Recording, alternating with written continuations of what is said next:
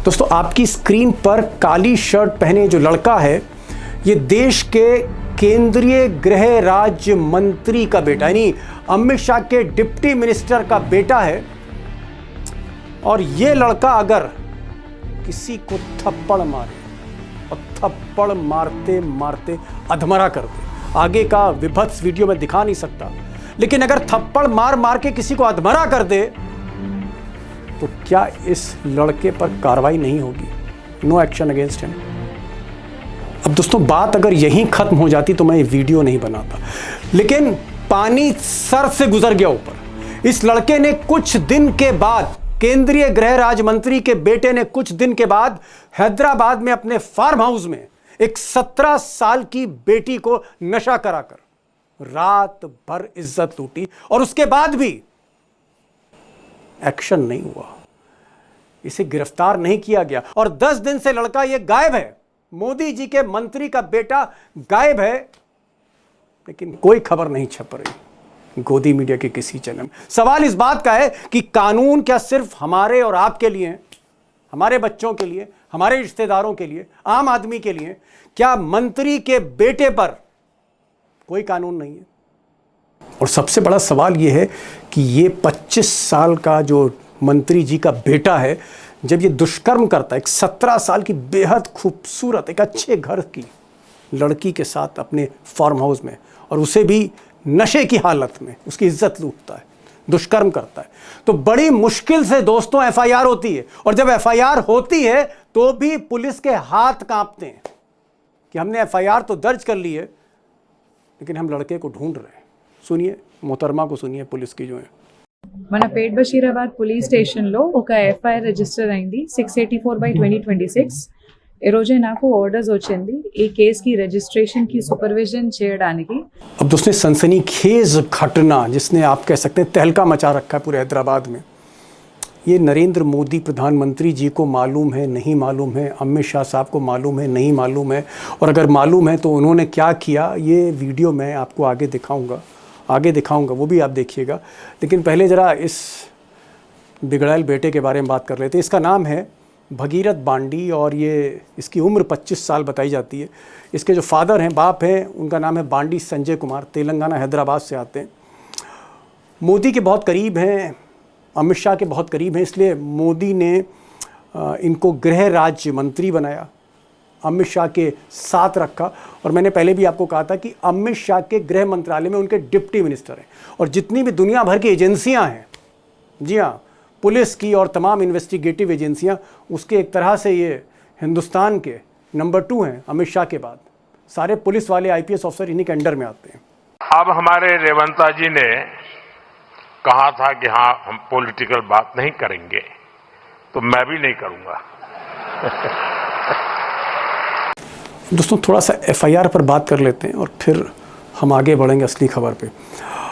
मैंने कहा ना, बड़ी मुश्किल से एफआईआर हुई। ऐसा नहीं है कि जो बेटी है ये किसी बहुत गरीब थी, बड़े घर की बेटी है, बाप आप कह सकते हैं बड़े बिजनेसमैन हैं, और उनकी एफआईआर भी कांग्रेस के स्टेट में बड़ी मुश्किल से हुई। अगर कांग्रेस का स्टेट नहीं होता तेलंगाना तो ये एफआईआर भी नहीं होती, तो बड़ी मुश्किल से एफआईआर हुई।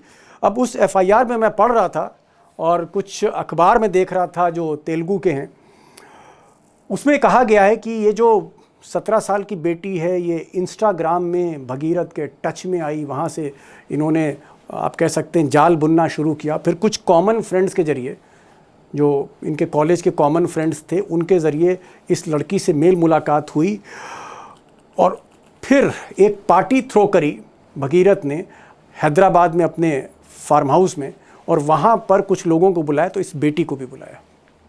और ऐसा कहा जाता है एफआईआर के मुताबिक कि फिर नशा करा के उस रात फार्म हाउस में भगीरथ ने इज्जत पर हाथ डाला, इज्जत लूटी, और ये सिलसिला कई बार चला। उसके डिटेल में ना मुझे जाना चाहिए और ना मैं जाना चाहता हूँ।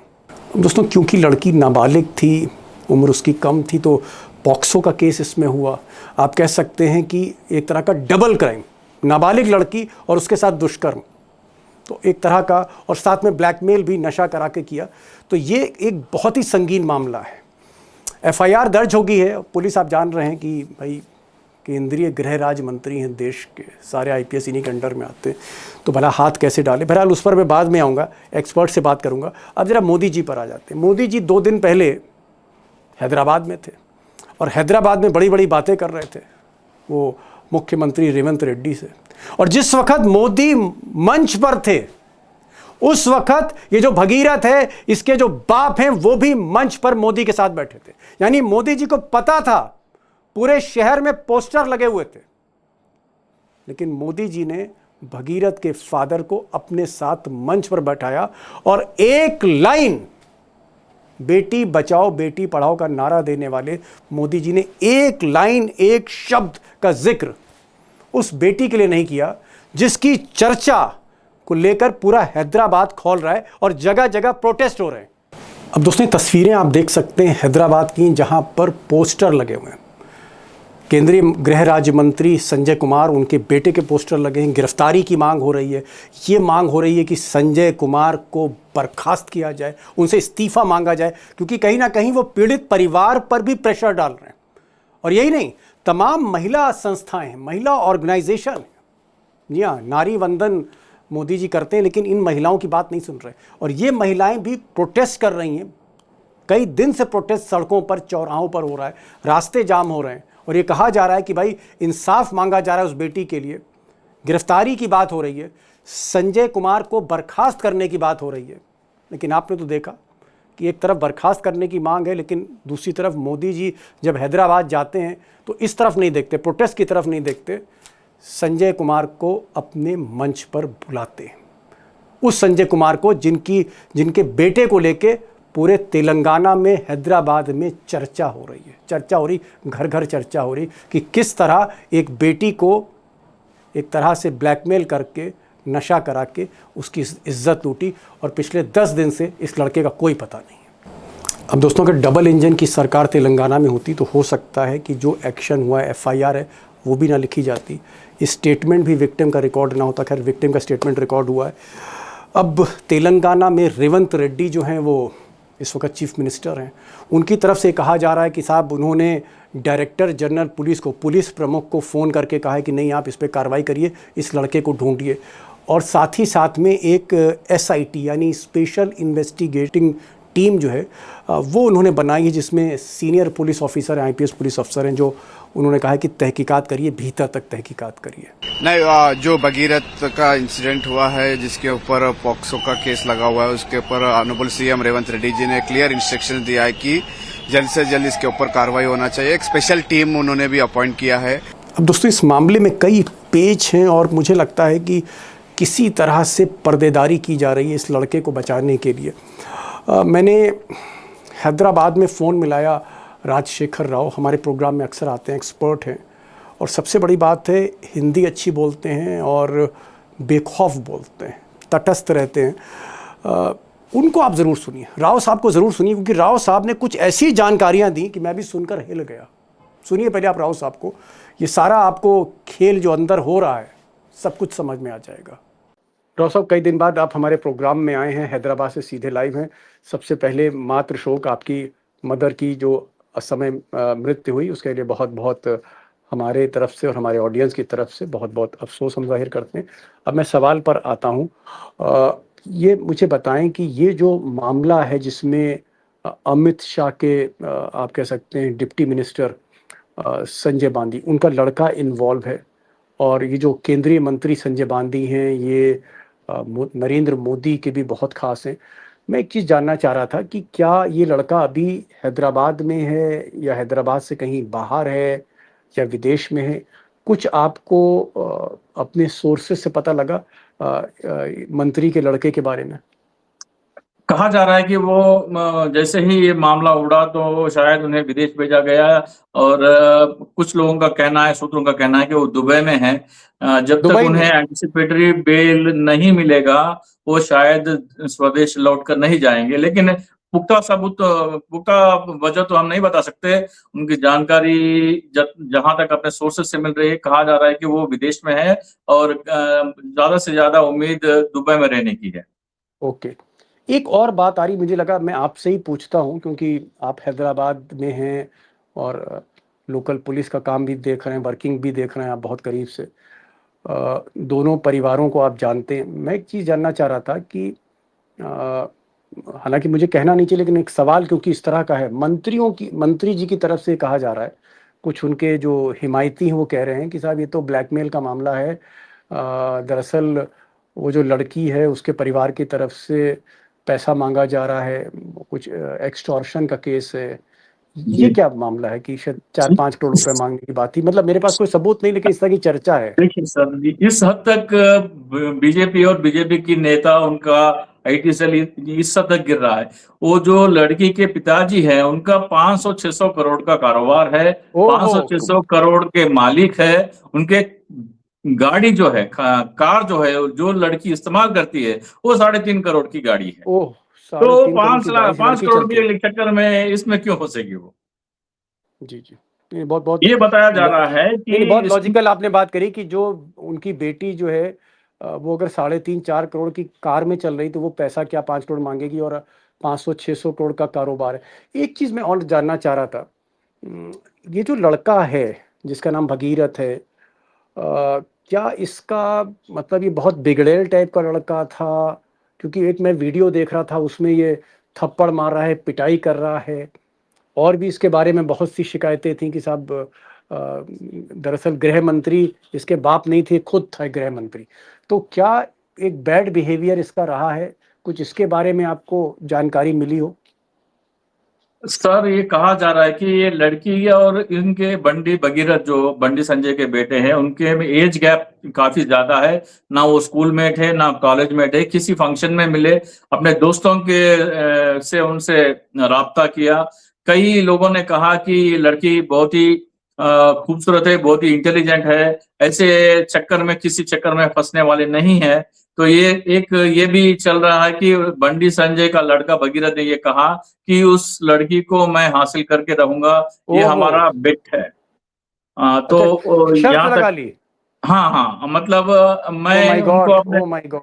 हाँ, तो मैं हासिल करके रहूंगा। और एक व्हाट्सएप के चैट्स में भी उन्होंने कई बार ये कहा कि मैं आपके बिना नहीं रह सकता। एक पूर्व आईपीएस ऑफिसर है, उन्होंने कहा कि उन्होंने चार्ट पढ़े हैं, उसमें अपने हाथ काटने की भी बात बंडी भगीरथ ने उस लड़की से चैट में की। नहीं चलिए ठीक अगर है। हमसे, नहीं, वो तो जी, चलो समझ गया कि हासिल करना है, मतलब मान लिया कि आदमी हम्म, मजनू बन जाए, हीर रांझा कर दे, मुझे उसमें कोई दिक्कत नहीं, रोमियो बन जाए। जी, लेकिन आप दुष्कर्म कर देंगे, आप अपने फार्म हाउस जी, में ले जी, जी, जाएंगे, ये वहां पर आप बिल्कुल, इज्जत लूट ये लेंगे। बिल्कुल जायज नहीं है।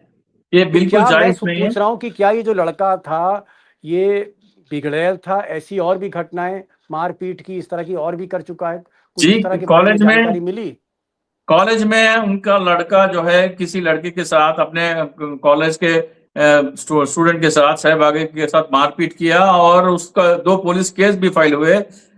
और ये मामला जब बंडी संजय से, मतलब जब वो एमपी रहा करते थे, उनसे पूछा गया तो उन्होंने कहा कि कॉलेज में ऐसे छोटे मोटे घटना होते रहती है, इसको ज्यादा ध्यान देने की जरूरत नहीं है। ओह अच्छा। मतलब पिताजी का पूरा पूरा हाथ अपने बेटे के कंधे के ऊपर था, और इसी के भरोसे वो चाहे जितना दूर चाहे चला जाए। उन्होंने सोचा कि मेरे पिता का मुझे आशीर्वाद प्राप्त रहेगा तो मैं कुछ भी कर सकता हूँ। लाड प्यार अगर इतना ज़्यादा है, इतना ज़्यादा लाड प्यार है, तो आप सोच सकते हैं कि बच्चा बिगड़ भी सकता है, और बच्चा बिगड़ सकता है तो बाप की कुर्सी भी खा सकता है कहीं ना कहीं। और मुझे इसमें लग रहा है कि अगर एक्शन नहीं हुआ तो दोस्तों जाहिर तौर पर इसमें बहुत फजीहत बीजेपी की होगी। क्योंकि मैं देख रहा हूँ बहुत से वीडियोस आ रहे हैं हैदराबाद से, जिसमें सड़कों पर, हैदराबाद की सड़कों पर पोस्टर ही पोस्टर लगे हुए हैं। क्या ये बात सही है कि पब्लिक में बहुत ज़्यादा गुस्सा है, खासकर जो महिला वर्ग हैं, कॉलेज गोइंग लड़कियां हैं, हमारी बेटियां हैं जो स्कूल में पढ़ती हैं, कॉलेज में पढ़ती हैं, उनमें बहुत रिएक्शन है, डर की भावना है कि भाई अगर करोड़पति घर की, मतलब आप कह रहे उद्योगपति की बेटी के साथ ऐसा हो जाए, तो फिर बाकी जो बेचारी गरीब घर की या मध्यम वर्ग की परिवार से जो लड़की, उसका क्या होगा? क्या पब्लिक में बहुत गुस्सा है, बहुत ज़्यादा नाराज़गी है, और बीजेपी को घटना भारी पड़ सकती है? दीपक जी, बंडी संजय कहिए या उनके बेटे का यह सौभाग्य है कि अभी कॉलेज के जो है छुट्टियां चल रही है, समर ओहो। वेकेशन चल रही है, वरना कुछ और हुआ होता। अगर कॉलेज माय। और विश्वविद्यालय खुले होते तो मामला कुछ और होता। इसके बावजूद लोगों पे, सड़कों पे लोग आ रहे हैं, दीवारों पे कतार में आप पोस्टरों की देख सकते हैं, बंडी भगीरथ मिसिंग है।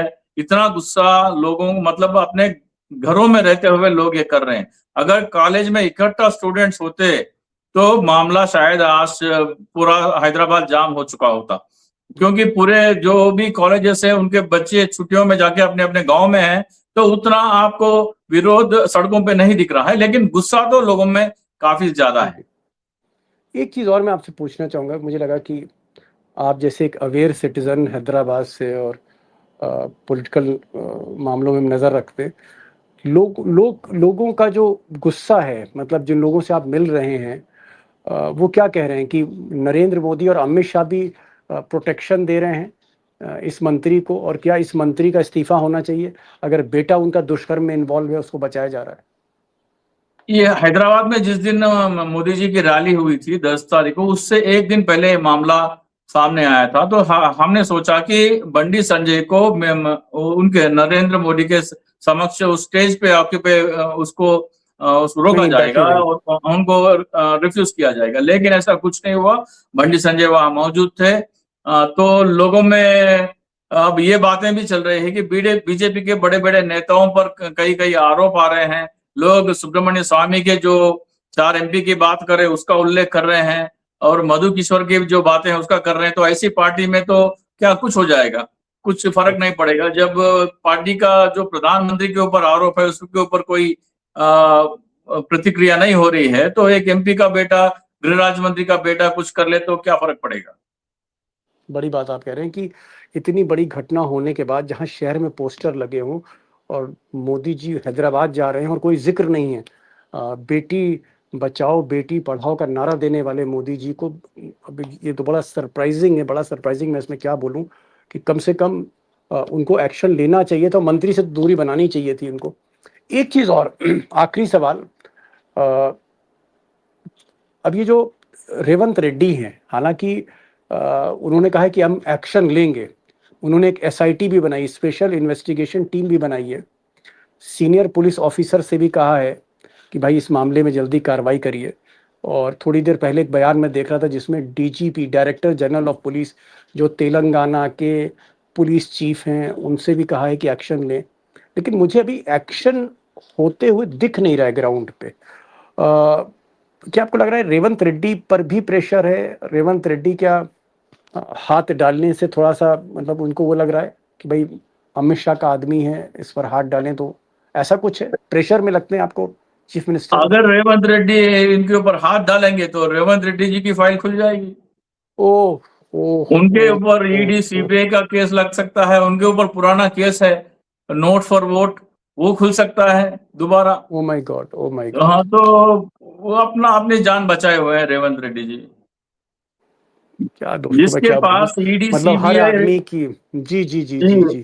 ये नए है, तो उनके ऊपर क्या हाथ डालने की हिम्मत करेंगे रेवंत रेड्डी। क्या आपको लगता है अल्टीमेटली पब्लिक प्रेशर में, क्योंकि भाई बांदी साहब या तो, मैं देख रहा था हाई कोर्ट में जाके वो रिलीफ ले ले, लेकिन क्योंकि मामला पॉक्सो का केस है, लड़की जो है नाबालिग थी, तो फिर वो इसमें तो एक तरह से डबल क्राइम हो जाता है कि एक तो आपने दुष्कर्म किया, इज्जत लूटी, और वो भी नाबालिग लड़की की लूटी, अपने फार्म हाउस ले जाके आपने ये किया। तो मुझे नहीं लगता है कि हाई कोर्ट इसमें कोई रिलीफ देगा। अगर मान लीजिए हाई कोर्ट रिलीफ नहीं देता, हालांकि आजकल न्यायपालिका भी कोई भरोसा नहीं है, अगर हाईकोर्ट रिलीफ नहीं देता तो क्या अल्टीमेटली ये लड़का सरेंडर करेगा जहां भी है, या आपको बहुत सर उम्मीद नहीं दिख रही? लड़का तो सरेंडर करेगा ही करेगा सर, उसमें कोई दो राय नहीं है। आज करेगा, हफ्ते बाद करेगा, वो तो करेगा ही करेगा। लेकिन एक बात और आ रही है कि ये मामला पुलिस स्टेशन से जाने से पहले एक संगप्पा नाम का एक व्यक्ति ने समझौता कराने की बात की, और ये पीड़िता की परिवार को बंडी संजय से मुलाकात भी करवाई। उस समय बंडी संजय का रवैया अपने बेटे को अपने कंट्रोल में रखने के बजाय उल्टा इस पीड़िता के परिवार के ऊपर वो भड़क गए। और ओ, सो लगता है कि वो भी कुछ ना कुछ, किसी न किसी हद तक इसमें शामिल रहेंगे। शायद ओ, इस केस में वो भी शायद A2 के बचा रहे हैं। नहीं ये तो के उनका नाम भी दर्ज हो सकता है, ये भी बातें चल रही ओके है। ओके।